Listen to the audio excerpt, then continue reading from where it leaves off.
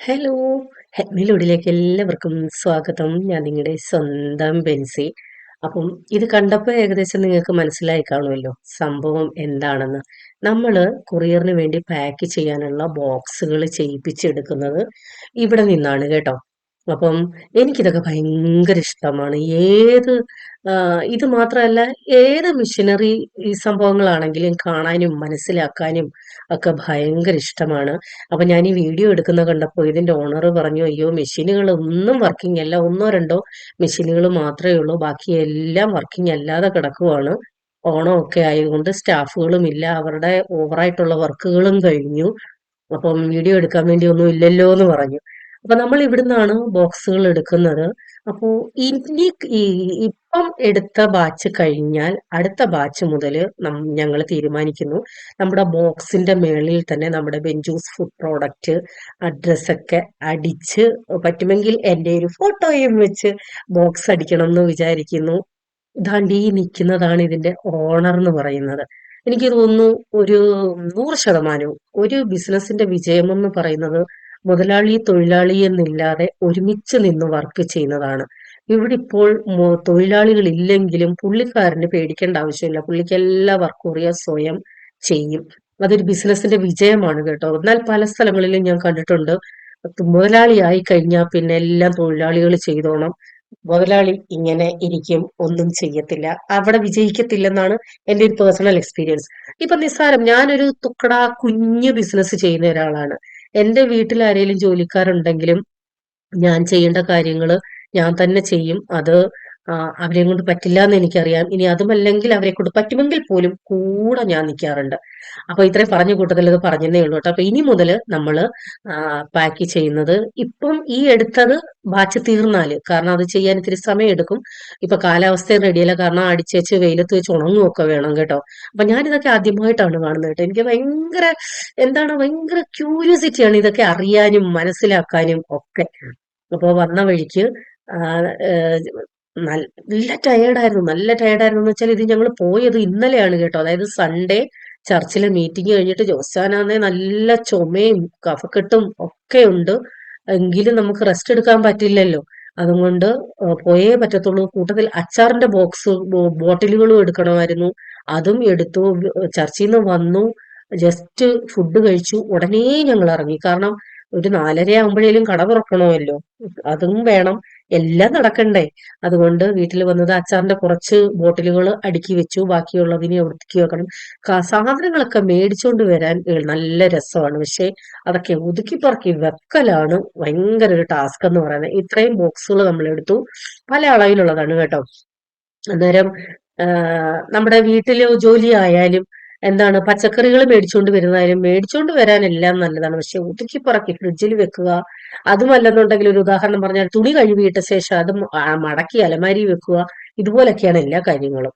അപ്പൊ ഇതിന്റെ കഴിഞ്ഞ ദിവസം ഇന്നലെ ഞാൻ സ്റ്റാറ്റസ് ഇട്ടിരുന്നു, കറി നാരങ്ങ എന്ന് പറയും, എന്റെ വീട്ടില് കടുകപ്പുളി എന്ന് പറയും. ഇതിന്റെ മരം വീട്ടിലുണ്ടായിരുന്നു, ഇഷ്ടം പോലെ. ഒടിച്ചു കുത്തി നാരകം എന്ന് പറയും. കൊല കൊലയായിട്ടാ കിടക്കുന്നത്. പക്ഷേ ഒരു പ്രാവശ്യം അത് പറച്ചിലാണോ ഉള്ളതാണോ എന്ന് എനിക്കറിയില്ല, അതിൽ നിന്ന് മോഷണം പോയി. അതിൽ പിന്നെ ആ നാരകം നശിച്ച് കരിഞ്ഞു പോയി എന്ന് പറയുന്നത് ശരി. എനിക്ക് നല്ല ഓർമ്മയുണ്ട്, അതിനകത്ത് ഇഷ്ടംപോലെ പിടിക്കുമായിരുന്നു. അപ്പൊ ഇത് നാരങ്ങ കറി, അച്ചാർന്ന് വേണമെങ്കിൽ പറയാം, തൊടുകറി എന്ന് വേണമെങ്കിൽ പറയാം. ഇത് ഇത്രയും കണ്ടിട്ട് നിങ്ങൾ വിചാരിക്കും, എന്തു ബെൻസി വെള്ളം കോരി ഒഴിച്ചോന്ന്. ഒരിക്കലുമല്ല, ഒരു തുള്ളി പോലും ഇതിൽ വെള്ളമില്ല. ആ നാരങ്ങ വേവുമ്പോൾ അതിൽ നിന്നും അതിന്റെ ഗ്രേവി ഇറങ്ങുന്നതാണ് കേട്ടോ. പിന്നെ പ്രിസർവേറ്റീവ് ആയിട്ട് ലേശം വിനാഗിരി ചേർത്തിട്ടുണ്ട്, വേറെ ഒന്നുമില്ല. എണ്ണ മാത്രമാണ് ഇതിനകത്തുള്ളത്. സാധാ അച്ചാർ ഇടുന്ന കണക്ക് തന്നെ ഇഞ്ചി, വെളുത്തുള്ളി, മുളക് പൊടി, കായപ്പൊടി, ഉലുവാപ്പൊടി, ഇതെല്ലാം ചേർത്ത് ആ രീതിയിൽ തന്നെ ചെയ്തിരിക്കുന്നതാണ്. പിറ്റേന്ന് ആയപ്പോൾ ഇതിന്റെ കൺസിസ്റ്റൻസി ഇങ്ങനാണ്. ഓഫ് ചെയ്തത് കണ്ടായിരുന്നല്ലോ എത്ര ഗ്രേവി ടൈപ്പ് ആയിരുന്നെന്ന്. പിറ്റേന്നായപ്പോൾ ഇങ്ങനാണ്. നല്ല ടേസ്റ്റ് ആണ് കേട്ടോ, ഒരു തൊടുകറിയായിട്ട് കൂട്ടാനായിട്ട്. അപ്പൊ ഇന്നലെ ഞാൻ സ്റ്റാറ്റസ് ഇട്ടിരുന്നു, ധാരാളം പേര് ഓർഡർ തന്നു. അത് പാക്കിംഗ് നടന്നുകൊണ്ടിരിക്കുന്നു. തീർച്ചയായിട്ടും നാളെ കഴിഞ്ഞിട്ട് നിങ്ങളുടെ കയ്യിൽ ഇത് കിട്ടിത്തുടങ്ങും. നല്ല ടേസ്റ്റാണ്.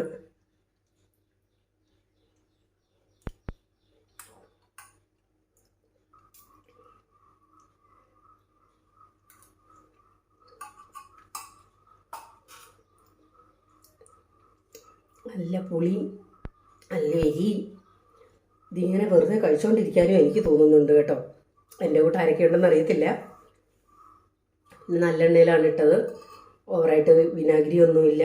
നല്ല പുളിയുള്ളതായിരുന്നു. അതുകൊണ്ട് അധികം വിനാഗിരി ഒന്നും ചേർത്തിട്ടില്ല. പിന്നെ പ്രിസർവേറ്റീവ് എന്നുള്ള രീതിയിൽ കുറച്ച് ചേർക്കാതിരിക്കാനും പറ്റില്ല. ആവശ്യത്തിന് ഉപ്പ്. നല്ലെണ്ണയിലാണ് ഇട്ടിരിക്കുന്നത്. നിങ്ങൾക്ക് കുറച്ച് കൂടുതൽ മേടിച്ചാലും ഫ്രിഡ്ജിൽ വെച്ചിരിക്കാൻ കേട്ടോ. ഞാൻ എപ്പോഴും പറയുന്നതാണ്, എൻ്റെ അച്ചാറുകളെല്ലാം ഫ്രിഡ്ജിൽ വെച്ചാലും ആ സെയിം കൺസിസ്റ്റൻസി തന്നെ ഇരിക്കും. കാരണം നമ്മൾ നല്ലെണ്ണ ചെയ്യുന്നതുകൊണ്ട്. വേറെ ഏതെങ്കിലും ഡ്യൂപ്ലിക്കേറ്റ് എണ്ണകൾ അതിൽ വരുമ്പോഴാണ് ഫ്രിഡ്ജിൽ അച്ചാർ വെക്കുമ്പോൾ ഉറഞ്ഞു പോകുന്നത്. നല്ലെണ്ണ മാത്രമാണെങ്കിൽ ഉറയത്തില്ല. സെയിം നമ്മൾ പുറത്തുനിന്ന് എങ്ങനെയാണോ എടുക്കുന്നത് അതേ രീതിയിലായിരിക്കും ഫ്രിഡ്ജിനകത്ത് ഇരുന്നാലും അച്ചാർ ഇരിക്കുന്നത് കേട്ടോ. ഒരു മാറ്റവും ഇല്ല. ഞാൻ പറഞ്ഞില്ലേ, ഞാനിങ്ങനെ കഴിച്ചുകൊണ്ടിരിക്കും.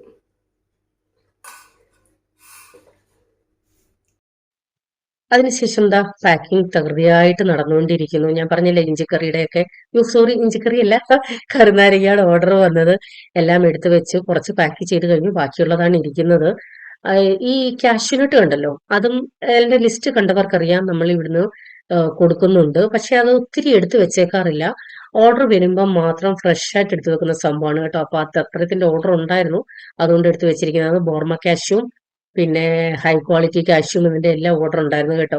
ചിപ്സ് കുറച്ച് 1 കിലോ ആയിട്ട് ഓൾറെഡി പാക്ക് ചെയ്ത് വെച്ചിട്ടുണ്ട്. 1 കിലോക്കാർക്ക് കൊടുക്കാനായിട്ട് പാക്കിംഗ് കുറച്ചുകൂടി എളുപ്പമാവുമല്ലോ. ദോശ ഇവിടെ തകൃതിയായിട്ട് പാക്കിംഗ് നടന്നുകൊണ്ടിരിക്കുന്നു. ചിപ്സ് ഇത് കഴിഞ്ഞാൽ പിന്നെ ഞാൻ ചെയ്യില്ല കേട്ടോ. കാരണം എല്ലാ പ്രാവശ്യവും ഓവറായിട്ട് ചെയ്ത് വെക്കാറില്ല. എനിക്കറിയാം ഒരു ഏകദേശ കണക്ക് എത്രത്തോളം ഓർഡർ വരും പോകും എന്നുള്ളത്. കാരണം നിത്യ തൊഴിലഭ്യാസമാണല്ലോ, അതുകൊണ്ട് ചെയ്തു വെച്ചിട്ടുള്ളതാണ്. ഇനിയിപ്പം എക്സ്ട്രാ ചെയ്യത്തില്ല. ആർക്കെങ്കിലും വേണമെന്നുണ്ടെങ്കിൽ ഉണ്ട് കേട്ടോ. കുറച്ച് കൂടുതൽ ചെയ്തിട്ടുണ്ടായിരുന്നില്ല. ആ കവർ ഇരിക്കുന്ന കണ്ടാൽ നിങ്ങൾക്ക് അറിയാലോ. ഇവിടെ ദാ എല്ലാ ബോക്സുകളും അടുക്കി മേളിൽ ഇങ്ങനെ വെച്ചിട്ടുണ്ട്. ആവശ്യത്തിന് മേളിൽ നിന്ന് എടുത്താൽ മതി. അല്ലാതെ എവിടെ വെച്ചാലും അത് ഈർപ്പം അടിച്ച് തണുപ്പ് പിടിക്കും വേറെ എവിടെ വെച്ചാലും. അതുകൊണ്ട് ഇവിടെയാണ് ഏറ്റവും കൂടുതൽ സേഫ്. അതുകൊണ്ടാണ് ഇങ്ങനെ വെച്ചിരിക്കുന്നത്. അപ്പൊ ഞാൻ കടയിലോട്ട് വന്നാല് ഓരോ ഇച്ചിരി കൂടെ എളുപ്പത്തിൽ നടക്കാൻ പറ്റും. ഞാൻ വന്നപ്പോ കുറച്ച് വെള്ളം ജോസാന് കുടിക്കാനായിട്ട് കൊണ്ടുവന്നായിരുന്നു കേട്ടോ. അല്ലെങ്കിൽ വെള്ളം കുടിക്കത്തില്ല. ഞാനതുകൊണ്ട് കൊണ്ടുവച്ചിട്ട് നിർബന്ധിച്ച് കുടിപ്പിക്കുകയാണ്, വെള്ളം കൂടെ കുടിയെന്ന് പറഞ്ഞിട്ട്. സമയം ഏകദേശം രാത്രി 11:30-12 മണിയൊക്കെ ആയിരുന്നു തോന്നുന്നു കേട്ടോ. അപ്പൊ ഞാൻ ലിസ്റ്റ് നോക്കി ഇങ്ങനെ ഓരോന്ന് പറഞ്ഞു കൊടുക്കുമ്പോൾ എളുപ്പമാവും. അല്ലെന്നുണ്ടെങ്കിൽ ജോസാന്റെ വാട്സപ്പിൽ ഞാൻ ലിസ്റ്റ് ഇട്ട് കൊടുക്കും. ജോസൻ തന്നെ നോക്കി ഓരോന്നെടുത്ത് അഡ്രസ്സൊക്കെ എഴുതുമ്പോൾ ഒത്തിരി സമയം പോകും. അതുകൊണ്ട് കൂടുതലായിട്ടുള്ളപ്പോൾ ഞാനിങ്ങനെ വന്നിരിക്കാറുണ്ട്. ഡയറി നോക്കി ഞാൻ ഓരോന്ന് പറഞ്ഞു കൊടുക്കും, അത് എടുത്ത് വെക്കും. അതിനുശേഷം ജോസാൻ എൻ്റെ അടുത്ത് പറയും എന്തൊക്കെയാണ് ബോക്സിലോട്ട് വെക്കുന്നതെന്ന്. ഞാൻ എൻ്റെ ഡയറിയിൽ ടിക്ക് ചെയ്യും, അഡ്രസ്സ് എഴുതി കൊടുക്കും. ഇങ്ങനെയൊക്കെയാണ്.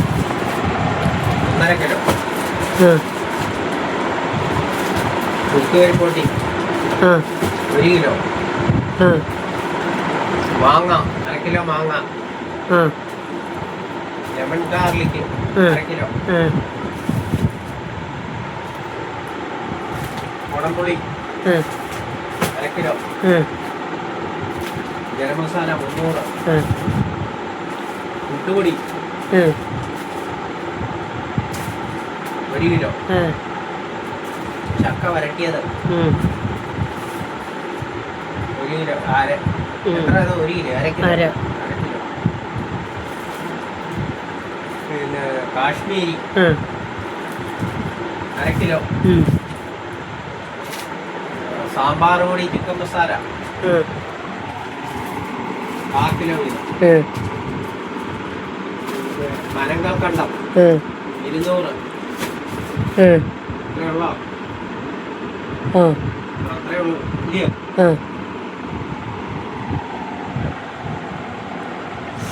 ചമ്മന്തിപ്പൊടി സ്റ്റോക്കില്ല. ഇപ്പൊ ചക്ക വരട്ടിയത് വെക്കുന്നത് കണ്ടിട്ട് ബെൻസിയുടെ ചക്ക വരട്ടിയുണ്ടോ, ഞങ്ങൾ ചോദിച്ചിട്ട് ഇത്രയും നാൾ ഇല്ലെന്ന് പറഞ്ഞില്ലേ, തന്നില്ലെന്ന് പറഞ്ഞില്ലേ, അങ്ങനെ ആരും ചിന്തിക്കരുത്.